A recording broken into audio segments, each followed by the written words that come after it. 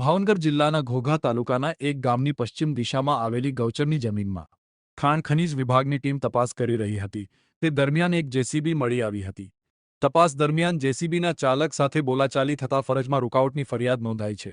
ખાણ ખનીજ વિભાગની ટીમ દ્વારા જેસીબીના ચાલક હારિતસિંહ હનુભા ગોહિલ રહે ભીકડાવાળા સામે ફરિયાદ દાખલ કરવામાં આવી છે.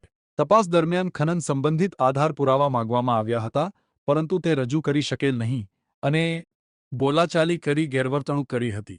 પોલીસ સ્ટેશન ખાતે ચાલકે બોલાચાલી કરી ગેરવર્તણૂક કરી તેમજ સરકારી ફરજમાં અવરોધ ઊભો કર્યો હોવાના આક્ષેપ સાથે વરતેજ પોલીસ સ્ટેશનમાં ફરિયાદ નોંધાઈ છે. ફરિયાદના આધારે પોલીસે આગળની કાર્યવાહી હાથ ધરી હોવાનું જાણવા મળ્યું છે.